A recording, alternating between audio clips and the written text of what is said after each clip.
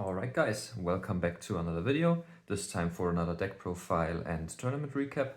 So I've been to a regional past Saturday and yeah, I performed pretty decently, I would say. I went 5 wins, 2 losses and finished 17th place out of 108 players. So yeah, I know, just shy of top 16, but nonetheless, I was extremely happy with how the deck performed, and especially looking at the last events, how me as a player performed. So yeah, I'd say let's jump right in and start off with the deck profile. So for the Synchrons, nothing changed. Still 3 Jet, 2 Stardust, 1 Revolution, 1 Assault, triple Overtake, 1 Illumination, 1 Trail, and 1 Junk Servant. This card, I know people are a bit divided about this card because it technically is a brick if you draw it, but still it just opens so much more 2-card variations that I really like it. For me, this card is mandatory now. At least, you know, if you go like with the Jet and Overtake approach, I feel like you have to play it. But you know, if you don't like it, you don't like it. For me, it was insane all day. Just helped to play through so much interruption. Having the ability to, just access another level 4 can be huge. So let's continue with Adventure. We played still the max amount that's possible. 3 Enchantress, 1 Griffin, triple Right, 1 Faithful, 1 Dracoback, and 1 Foolish Burial. Like I said, you mainly use this card to access Water Enchantress.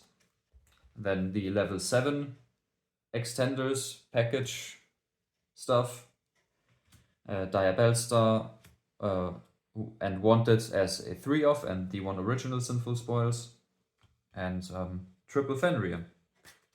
Yeah, not much to say. The only change I made to the engine basically was adding the 3rd Diabellstar. And I didn't felt like cutting anything for her, so I decided to just bump the card count up to 42. Then after the non-engine, I went with triple Droplet, 1 Called By, double Talents, 2 Thrust, and 1 The Black Goat Laughs. I just noticed that in, how I'm playing the build, I'm just not able to fit in enough hand traps to reliably open 2. So I thought, we already play Fenrir and he is kind of a board breaker. So why just not double down on this approach and go for just board breakers? So Droplet and Called By are great because, they work going first and going second. Called By stuff like Gimmick Puppet Lock, for example, or you can fish the Promethean Princess out of a Snake Eye player's grave. So that's still pretty decent. Thrust, extremely strong going second, helps you access talents or your engine, because as you noticed, you play multiple normal spells there, and going first you can set the Black Goat Laughs if you get interrupted with hand traps. There are instances where I even searched the Black Goat Laughs with the Thrust and then discarded it for a Diabellstar or for the Fateful Search and called like an Appaloosa or IP Masquerena or some stuff like that, so it actually can help you play through boards as well if you happen to get access to it. So was pretty happy with that approach. Wouldn't change the list anytime soon. Like there has to be like a huge meta shift or like a ban list that like shuffles things up completely again for me to change it. For now, I'm extremely happy with that list. And then off to the extra deck. Nothing changed there. Still rocking 1 Herald, 1 Excel Synchron, 1 Junk Speeder, 1 Jet Warrior, 1 Librarian, the Stardust Charge Warrior, the OG Stardust, the Excel Synchro Stardust, 1 Omega, 1 Crystal Wing, 1 Croc, 1 Trish, 1 Baron, 1 Despatter, and 1 Crimson Dragon. Still the same as last time. Wouldn't change anything about it as well. I really enjoy the hand rip approach. Just like it because, you don't have to be that worried about board breakers or stuff. And there was like an instance where I played against Infernoble, and when I went first, like I ripped a Talents, a Dark Ruler, and a Change of Heart out of his hand, and he was like, "Yep, all right, let's go to game 3." And also going second, you know, when you manage to get through all of your opponent's interruption and start comboing off, you pick apart their follow-up as well with Trishula, so that's going second is pretty impactful. So I probably wouldn't change anything about the extra deck as well. I was trying the Moonlit Dragon over the Assault, but you know, there are some lines where I feel like the Assault is better, but most of the time it wouldn't make a difference if you run one or the other. The climbing just changes then. And then last but not least, for the side deck, I decided to play 1 Kurikara, triple Cosmic Cyclone, double Foolish Return, 1 Karma Cannon, the 3rd Talents, double Soul Release, double Dark Ruler, 1 Feather Duster, and 2 Evenlies. So yeah, just continued the board breaker approach, still 0 hand traps.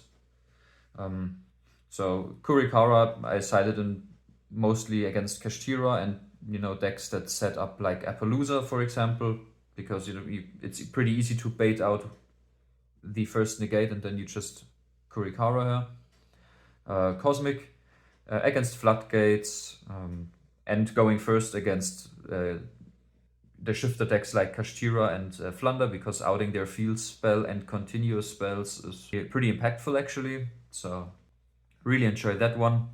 Pretty flexible. I went in going second a lot of time in a lot of different matchups as well, because, you know, Summon Limit is just a card these days. It's pretty popular, and also anti-spell. So I just wanted to have something that can cover those cards. And then Foolish Return mainly went in against Branded to stop Gimmick Puppet, because they are able to search the Macaria during the combo. And so Ghost Spell is useless in this case, or Abystial, because they can just negate it. But not so Foolish Return, so yeah, I decided to play that. And also against some other decks, some graveyard heavy strategies, you can side it in going first, and I actually did that sometimes. Like I just sided in then another Foolish Return in addition to my Cold Buy that I already have in the main. Just, you know, another interruption you can draw. Then the Karma Cannon. Again, this is for the shifter decks as a thrust target, and I also sided it in against some combo decks going first. Shutting them down can be pretty impactful. I mean, they already lose a lot of resources if you combo, and have to have an insane hand to play through your board. And this just is the nail in the coffin then, because you set everything face down, and, you know, during your turn, then when you flip your monsters face up, your Baron is live again. So it's pretty nice. The 3rd Talents, mainly sided this one in going first, just to punish hand traps. Soul Release was mostly for Snake Eye Fire King. The 2 Dark Rulers I mostly used against pure Snake Eyes and Voiceless Voice, or other rogue combo-ish decks.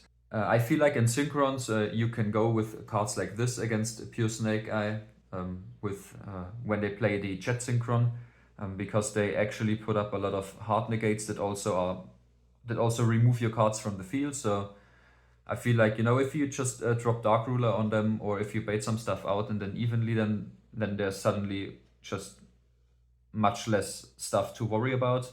And you know, we don't have to OTK them to win going second. We just have to get out enough follow-up and you know, set up a board that's good enough, and most of the time we are able to do that, I would say. And the Feather Duster, last but not least, that was insane all day. It went in basically every time I went second, because or when I had to blindside because my opponent scooped before I got to rip a card out of his hand even. You know, just to get rid of back row in general, like a summon limit and an imperm set, like I destroyed a lot of those cards that day with a Feather Duster. So the only thing I could see myself change is, I don't know, probably cutting one of the soul releases, because I don't know, Snake Eye Fire King is not really popular in my area. Everyone's just playing pure Snake Eye, and you know, and a lot of Voiceless Voice actually. So I think a third Dark Ruler would have been better for the tournament, but you know, that's how it is. You can perfectly prepare for anything, because even if this format is still considered like a tier 0-ish format with the dominance of fire, in my area on a regional level, you still play a lot of non-fire decks. So yeah, but I was, like I said, I was extremely happy with the list and my performance. And yeah, I'd say let's talk about how the tournament went. So like I said, 108 players showed up to the tournament. We played 7 rounds of Swiss. I won 5 games and lost 2. And I actually only won 2 die rolls, and I will talk about that now. So round 1 I played against Hero Neos with a branded engine. It was a pretty wild list. I won the die roll, went first, comboed off, and he scooped. Game 2 he set up a board, but I was able to push through and combo afterwards.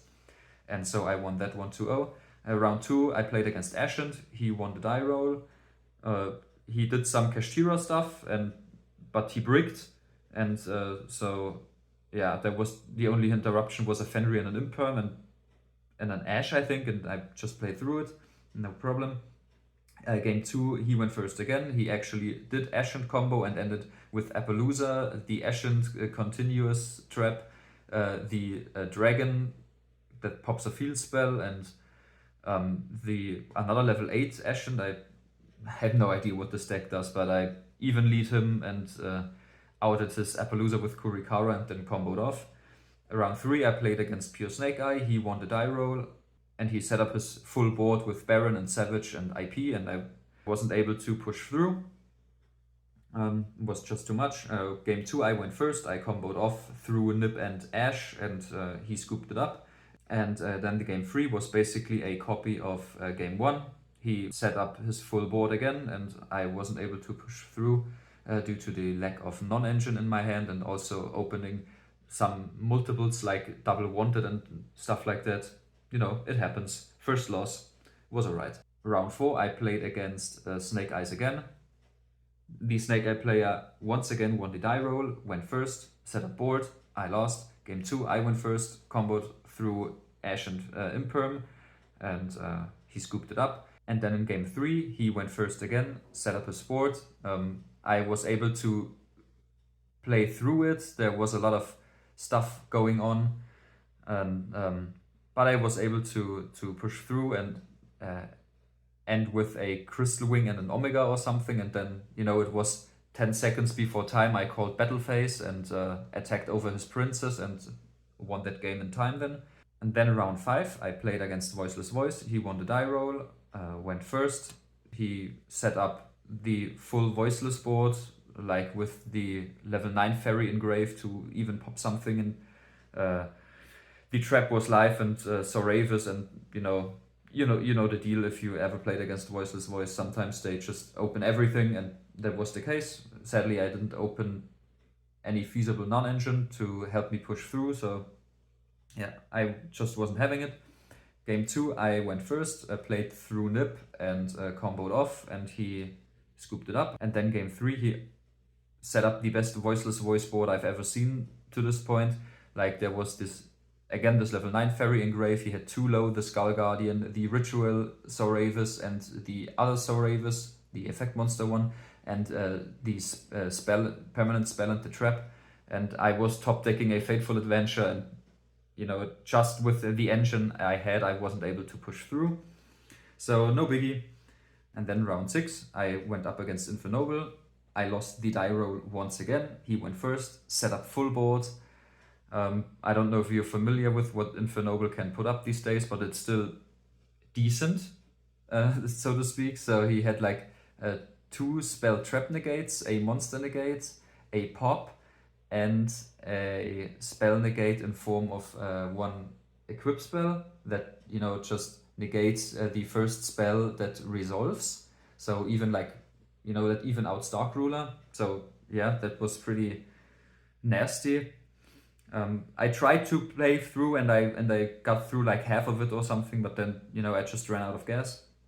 And then game 2, I went first, ripped 3 cards out of his hands. It was like uh, Dark Ruler, Talents, and Change of Heart or something. I ripped all his going second cards and he tried to play through the board, but just wasn't enough. And then game 3, he went first. My hand was combo plus Dark Ruler plus Droplet, so I would have been able to out the game 1 board with this hand. But he bricked and just like ended on a set Imperm and an SP Little Knight. I top decked Fenrir and used Battle Phase to out the Little Knight. But then he stopped my Diabesta with Imperm and the Enchantress Surge with Ash. And then I was just left with, climbing up into a Croc with a normal summon Jet. And I set the Droplet and passed over to him. He top decked, activated the 2 super heavy samurai pendulum scales and pendulum summon the Batlin Boxer monster that adds 1 from deck. I negated that. And then I was able to set up a Baron next turn and swing in for some damage and then just negate his top deck, and that was about it. And then for the last round number 7, I played against Labrynth. I won the die roll finally, went first, comboed off, he scooped it up, and I was siding blindly, so I just sided in a Kurikara and a Featherluster. And then game 2, he went first, he opened up pretty strong, including Extravagance and some good trap cards. And my hand was pretty decent as well. It was a bit of a back and forth then for, 5, 6 or 7 or something turns. But in the end, he got the upper hand. And then game 3, I went first. I opened up combo plus tactics. And he ashed the Enchantress Surge. Take a look at his hand. There was nothing meaningful there, just 3 traps and the Extravagance. So I shuffled the Extravagance back. And then, I just comboed off via doing the Chunk Servant line and ripped the remaining 3 cards out of his hand. And then he started his draw phase, top decked, and slammed down the D barrier and said GG's. So yeah, final round was a win. So yeah, that was the tournament. Place number 17, 5-2 finish. Sure, top 16 would have been nice, but the tiebreaker was not in my favor, unfortunately. Actually, some people made top 16 with a 5-2 finish. But I was not one of the fortunate ones. So yeah, but nonetheless, I still had a hell of a good time playing this tournament. I feel like my plays were really on point this time, and the deck list, just everything flowed so smoothly together, like the ratios and the non-engine choices, everything just, felt right. So yeah, probably keep grinding this list as long as possible. Not too many changes I would make. I'm just happy how it played out. And yeah, so that's it for today. Thanks for joining in, and see you guys next time.